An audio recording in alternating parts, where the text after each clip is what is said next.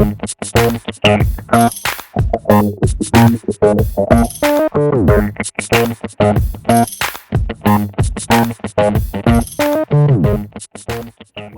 back to Chop It Up. Presented by the Power of Perspective. I'm your host, Aaron Lee. And I'm your co-host, Kristen. Today, we will be preparing a delicious dish, cheddar apple cracker bites, which is sesame-free, soy-free, nut-free, vegetarian, and egg-free. And discussing the topic boredom in early recovery from substance use disorder and or mental illness. So let's get started. Our ingredients to use for our dish today will be reduced fat, cheddar cheese, pepper jack, Colby, and Swiss, flatbread crackers, Fuji apples, organic honey, stone-ground mustard, and rosemary sprigs. Boredom during the recovery process may seem like a battle difficult to be won. Connection to a higher power, recovery community, coping skills, service work, and exercise are just a few ingredients that can bite boredom down to size. Absolutely. We have to act our way into a new way of thinking, rather than think our way into a new way of acting. Now, Kristen, what do we do next with all these ingredients? Okay, so we're going to get started with our apple and cheese flatbreads. What I have in this bowl is I've combined 3 tablespoons of honey and 1.5 tablespoons of stone ground mustard. So I'm just going to get everything combined really well so that the flavors are able to mix together. And then once I have that together, we're going to get our flatbreads.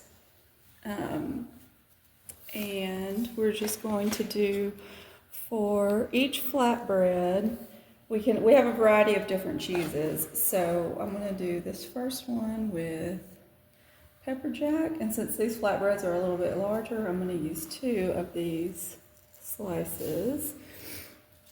And we'll do one with Colby.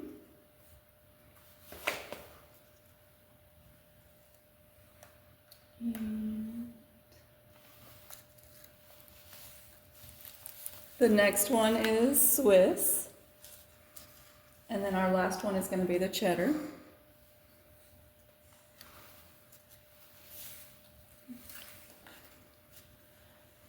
So we just have our cheese arranged, and then each one is going to get an apple slice.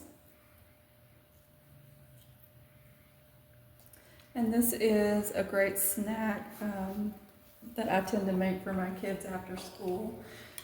What does the cheese and the apple do? Do those two tastes go together pretty well? Yes, they actually do. They don't, when you first think about it, I know a lot of people don't think so. My kids didn't think so. They also thought they didn't like mustard, but they don't know that they're eating it in this because the honey and the mustard blend together nicely. Wow. So we're going to just drizzle a little of this.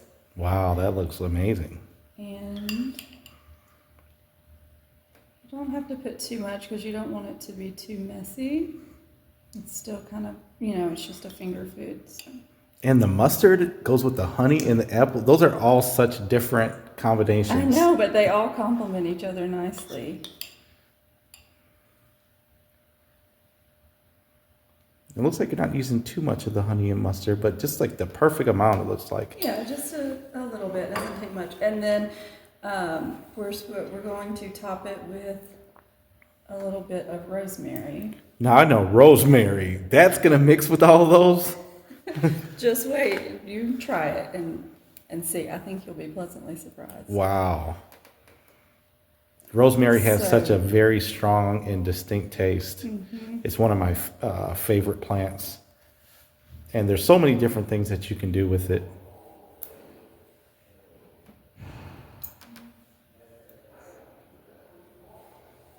So I'm just trying to get a little bit on here.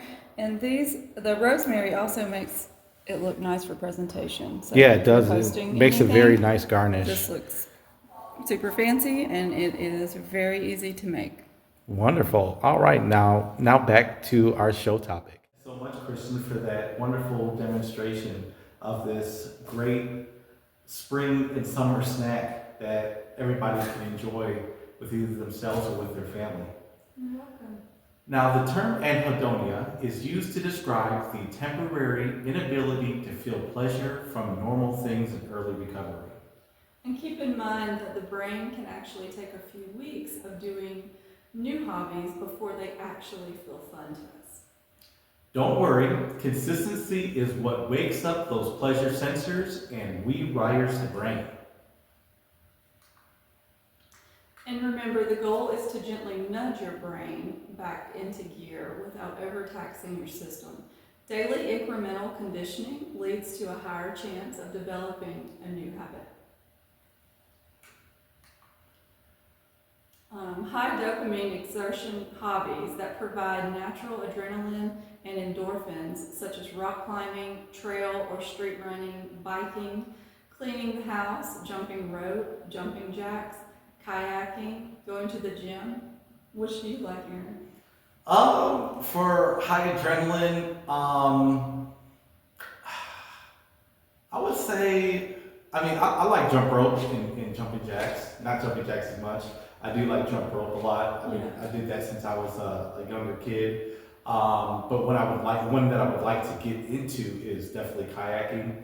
I know there's a lot of beautiful lakes and streams in Georgia, so it's a wonderful opportunity for people to be able to get out there and do something different and get out there in nature. Mm-hmm. What about for you? For me, I try to clean and organize my home a lot. That's something that if I'm not feeling extremely energetic, it's still something I'm able to do. There's some movement involved with it. And plus just being clean and organized makes me feel better at night when I go to sleep. So Absolutely. having everything in place. Yeah. Now, next we're going to discuss some low stress and mindful activities.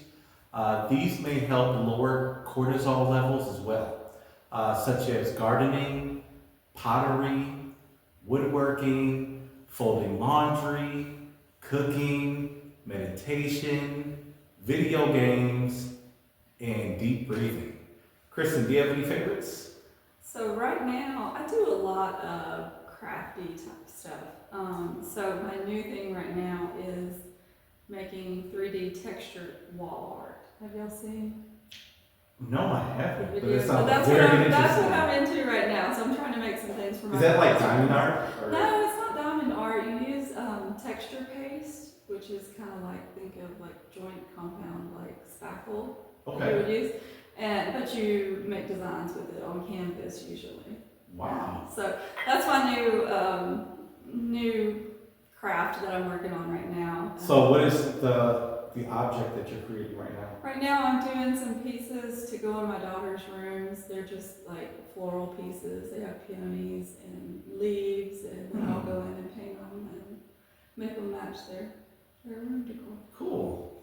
That's awesome. But I also do a lot of baking as well. Oh, right. I do know that you do baking. I've seen some of the weddings that you did with some of the cakes and the amazing spread that it had. I'm sure the bride and groom were just, I don't even know the words to say about it. They were probably so happy about it. I'm sure that they're able to look back at videos, 10, 20 years from now, or remember that. They'll always remember you. So yeah, that was a wonderful thing.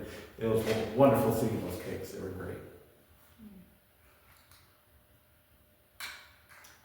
All right. Well, the food is starting to smell really good, by the way. It is.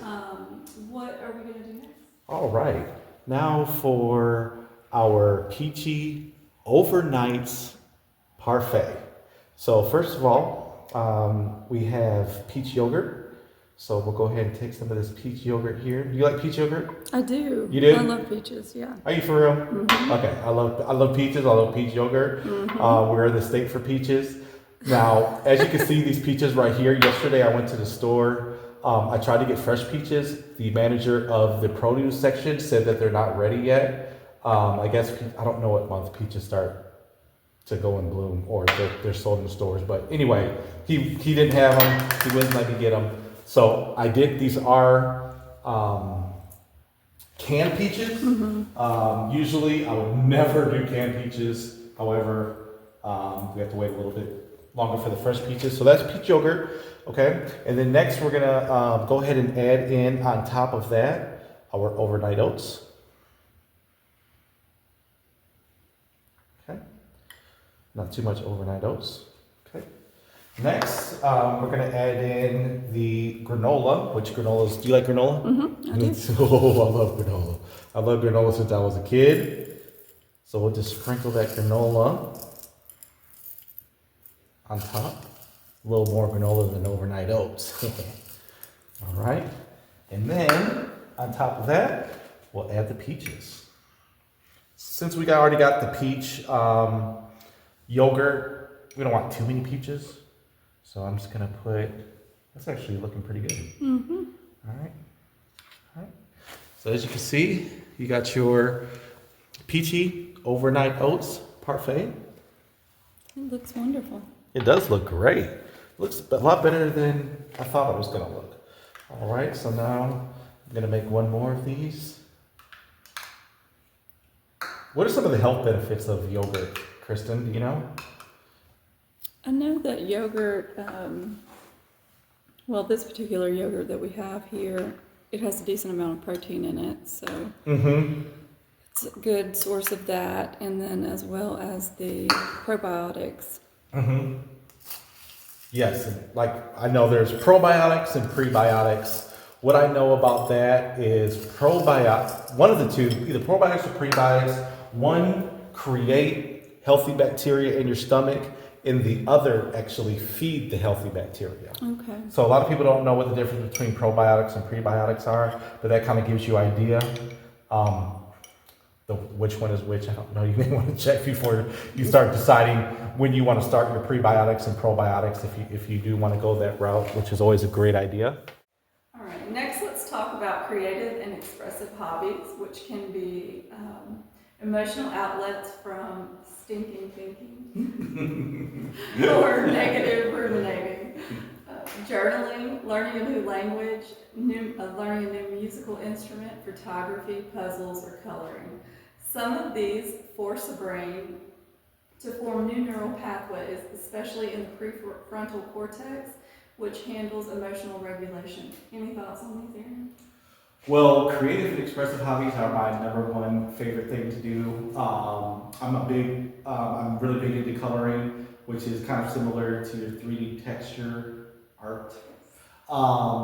I love coloring with like gel pens, glitter pens, color pencils, crayons, crayons, but I like to do all of them in just one picture. Okay. It really helps the picture to like fly off the page, and it really helps me to be able to like visualize different patterns, because I'm a pattern person. I love patterns. I think our whole earth is created in patterns. What about for some of you for expressive? For me, I know. Besides the texture. Besides my texture art, so my kids have recently gotten into crocheting. Oh. And which means I crochet a lot with them. Wow, how's that been going? It's pretty good. Some of it's a little difficult for my 8-year-old, but my 13-year-old is pretty good at it. Really? He just finished a blanket. Did he? What color? It's periwinkle was the color of the yarn. Okay. But it just looks like a bluish, Wow, good for him. That's something that will like always be in y'all's family. He can pass that down to other family members. That's a wonderful thing that y'all do together. It's really nice. Now, boredom can sometimes thrive in isolation. So let's get into some social and or community-based hobbies. These can help build your tribe, such as softball or bowling leagues, book clubs, cooking or art classes, calling a friend, going to a meeting, or playing pickleball or cornhole. What do you think of some of these, Kristen? And do you have any more you'd like to add to the list? I think that all of these are really great. You don't want to just sit around and be bored, and the longer you're alone, the more your thought process can change. So, having hobbies, having friends, having a friend group, those are all great things. I know my friend group, a lot of them enjoy pickleball. I personally don't play because they go on Saturday mornings, and I'm I not love available pickleball. then. But they It's love got- it. That's Yes. gotten huge in the last It's so 7 yes. years. And they're obsessed with that. Yeah. So I hope that is something that I can try pretty soon. Absolutely, that is such fun. Yeah, it's like for anybody who doesn't know what pickleball is, it's like a mix between tennis and table tennis or Okay. ping pong. You know, it's a wonderful game. A little bit slower than tennis, you know, so you kind of, if you're trying to get back into the exercise thing, it's a little bit not as intense. And it's a wonderful game. Everybody loves playing together. Never seen anybody fight over pickleball yet. Oh, So that's good. now, And remember, there are 86,400 seconds in a day. Numbing behaviors like endless phone scrolling, ruminating, excessive sleep can be a thief of your valuable time. If you watch 4 hours of TV a day, by the age of 65, you've watched 10 years of TV. oh my goodness, is that true? That's a lot. That, I mean, well, 4 hours of TV doesn't really It seem. doesn't seem that much at all. No, I mean, you can binge a Netflix TV show easy, and those are what, 50 minutes a piece. I mean, 4 of those a day is easy, plus whatever else on the phone. I mean, that's just insane that once you look at it from a larger scale, how much of phone and TV is really a thief of time. It's taking my time. Yeah, it's stealing you. Well, the dish is finished. It looks absolutely delicious. Are you ready to take a bite? Let's take a bite. All right. What are you gonna start with? I'm gonna try the parfait first. Okay. So, I'm gonna try the Swiss. okay. Let's see. You know how those flavors. Okay.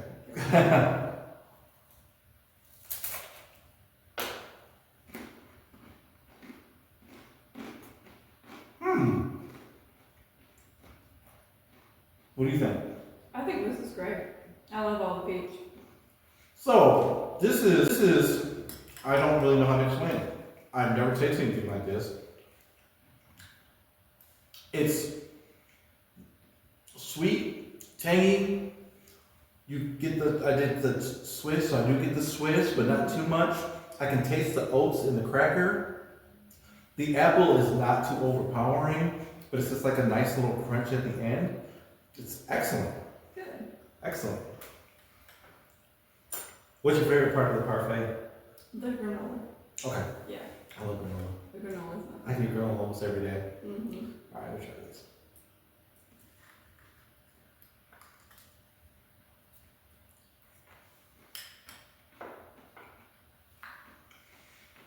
So I was a little scared of the overnight oats. I know. A friend of mine who is a leading chef, he told me about overnight oats. I'm like, what is that? He's like, everybody knows what overnight oats is. Yeah. I'm like, I have no idea what that is.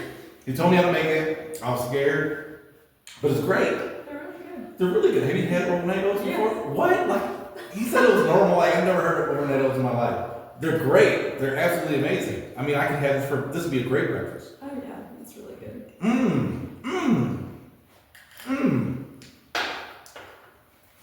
All right. So, final thing. We're waiting on you to Oh, try. you want me to try this? Okay. You're gonna try the Colby I'm Jack? gonna try the Colby, yeah. Okay.